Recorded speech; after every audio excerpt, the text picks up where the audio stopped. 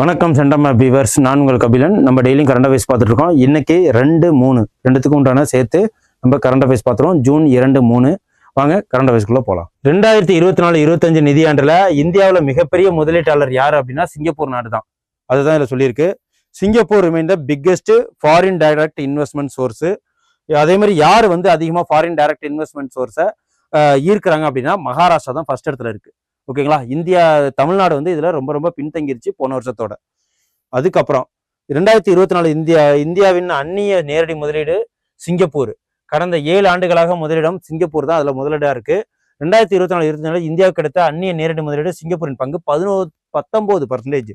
2ஆம் இடம் மொரீஷியஸ், 3ஆம் இடம் அமெரிக்கா. ஓகேங்களா. FDI அதிகமா வர்றது. இந்திய நகர்ப்புற திட்டங்களுக்கு அதிசய வளர்ச்சி வங்கி யாரு? ஆசிய வளர்ச்சி வச்சு 85,000 கோடி வழங்க இருக்கு. ஓகேங்களா.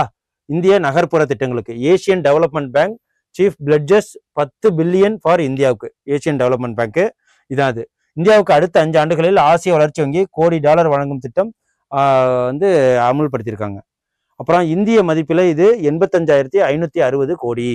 அதுக்கப்புறம் ஆசிய வளர்ச்சி தலைவர் இப்போதைக்கு என்னன்னா மசோடா காண்டா அப்படிங்கிறவர்.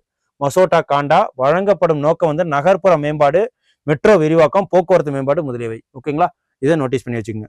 திரைப்படங்களுக்கு தணிக்கை சான்றிதழ் வழங்கும் ஒளிப்பதிவு சட்டம் இயற்றப்பட்ட ஆண்டு 1952. அதுக்கப்புறம் திரைப்படங்களுக்கு தணிக்கை சான்றிதழ் வழங்குவதற்காக புதிய நடைமுறை கொண்டு வந்திருக்காங்க. அது என்ன அப்படின்னு கேட்டிங்கன்னா, 7 வயதுக்கு மேல் அதாவது மத்திய அரசு அறிவிக்க வெளியீடு, 7 வயதுக்கு மேல UA7 சர்டிஃபிகேட்டு, 13 வயதுக்கு மேல UA13, 16 வயதுக்கு மேல UA16. இதுதான் தணிக்கை. இது காய்ச்சிய பால் வழங்கும் திட்டம் தற்போது திருச்செந்தூர்ல ஆரம்பிக்கப்பட்டிருக்கு. ஓகேங்களா. இது என்ன அப்படின்னா, பச்சிளம் குழந்தைகளுக்கு காய்ச்சிய பால் வழங்கும் திட்டம். பக்தர்களின் பச்சிளம் குழந்தைகளுக்கு காய்ச்சிய பால் வழங்குற திட்டம் 2 ஜூன் 2005 எங்க திருச்செந்தூர்ல ஓபன் பண்ணியிருக்காங்க. அருள்மிகு சுப்பிரமணிய சுவாமி கோயில் திருச்செந்தூர். ஓகேங்களா. 10 கோயில்கள்ல நாள்தோறும் காய்ச்சிய பால் வழங்கப்படுங்கிற திட்டம் தொடங்க சொல்லியிருக்காங்க. அதுக்கப்புறம் சர்வதேச விமான போக்குவரத்து சங்கத்தோட 81வது கூட்டம் எங்க நடந்ததுன்னா டெல்லியில நடைபெற்றிருக்கு. இது ஏர்லைன்ஸ் அயாட்டா ஆனுவல் ஜெனரல் மீட்டிங் எங்க டெல்லியில நடந்திருக்கு.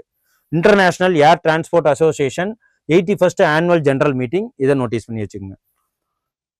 உலக வான் போக்குவரத்து மாநாடு மற்றும் சர்வதேச விமானம் எங்க என்னன்னா 79வது கூட்டம் புதுடெல்லியில நடந்தது. அதான் இது தமிழாக்கம் கொடுத்திருக்கு. பிரதமர் மோடி இதுல பங்கேற்றிருக்கிறாரு. ஓகேங்களா. உரையாற்றினார். இந்தியாவில் உலகத்தரம் வாய்ந்த விமான நிலையங்கள் 74 இருந்து 162 உயர்ந்துள்ளது. அதுக்கப்புறம் உலகின் 3வது மிகப்பெரிய உள்நாட்டு விமான போக்குவரத்து சந்தை இந்தியா அப்படின்னு சொல்லியிருக்காங்க. மத்திய உள்நாட்டு விமான போக்குவரத்து துறை அமைச்சர் ராம்மோகன் நாயுடு இதுல கலந்துக்கிட்டாரு. அவர் தலைமையில இந்தியா அடுத்த 5 ஆண்டுகள்ல புதிதாக 50 விமான நிலையங்கள் உருவாக்கப்படும் அப்படின்னு சொல்லியிருக்கிறாங்க. உடான் திட்டத்தின் கீழ் மூலமா விமான வழித்தடங்கள் 619 உயர்வு. உதய தேஷ்கா ஆம் நாக்ரிக் அப்படிங்கிறது. இதை உடான் எப்ப ஆரம்பிச்சாங்கன்னா 2016. இதையும் நோட் பண்ணி வச்சுக்கோங்க. அப்புறம் இந்திய தொழில் கூட்டமைப்பின் தலைவராக யாரை நியமனம் பண்ணி வச்சிருக்காங்க அப்படின்னா ராஜு மேனி அப்படிங்கிறவரை நியமனம் பண்ணி வச்சிருக்காங்க. Confederation of India industry CAI president யாருன்னா ராஜு மேமணி 2025 தலைவராக நியமனம் பண்ணியிருக்காங்க. Confederation of Indian industry. இந்திய தொழில் கூட்டமைப்பு உருவாக்கம் எப்படின்னா 1895 உருவாக்கப்பட்டிருக்கு. ஓகேங்களா.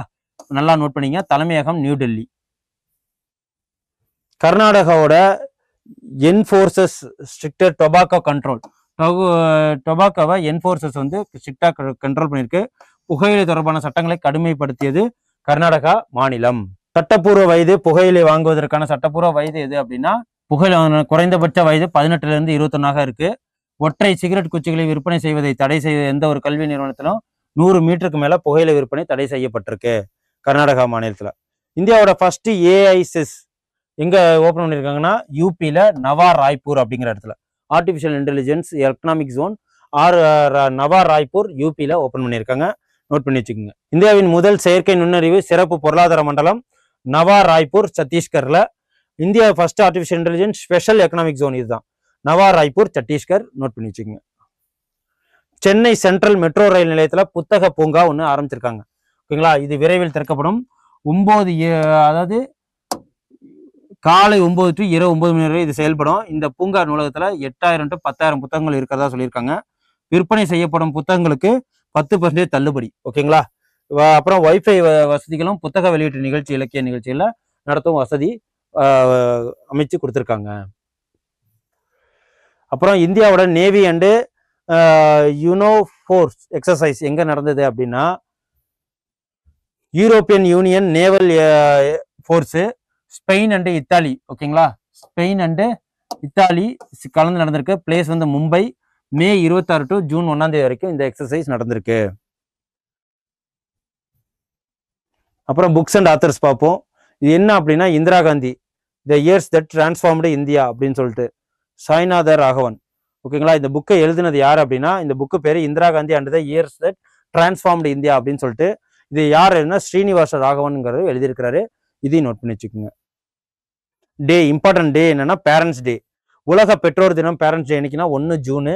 வேர்ல்டு பேரண்ட்ஸ் டே சர்வதேச குடும்பங்கள் தினம் 15 மே, ஓகேங்களா. இன்டர்நேஷனல் டே ஆஃப் ஃபேமிலிஸ் உலக குடும்பங்கள் தினம் 1 ஜனவரி. இப்போ குளோபல் ஃபேமிலி டே நடந்திருக்கு, ஓகேங்களா. இது நல்லா நோட் பண்ணி வச்சுக்கோங்க. அதுக்கப்புறம் தெலுங்கானா மாநிலம் உருவாக்கப்பட்ட தினம் 2 ஜூனு. தெலுங்கானா இந்தியாவில் உருவாக்கப்பட்ட கடைசி மாநிலம் 29, ஓகேங்களா. 02 ஜூன் 2024 ஃபார்மேஷன், ஓகே.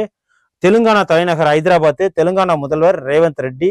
அது தெலுங்கானாவோட ஆளுநர் ஷிஷ்ணு தேவ் வர்மா அவர்கள்.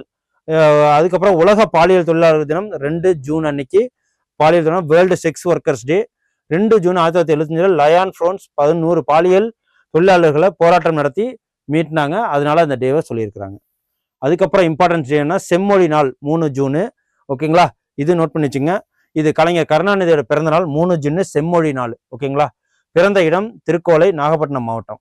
ஸோ இதுதான் அது. அதுக்கப்புறம் உலக மிதிவண்டி தினம் 3 மே 3 ஜூனு. அதுக்கப்புறம் வேர்ல்டு பைசைக்கிள் டே அன்னைக்கு தான். இன்னும் இதுக்கு உண்டான கரண்ட் அஃபேர்ஸ் உங்களுக்கு ரொம்ப யூஸ்ஃபுல்லாக இருக்கும்னு நம்புறேன்.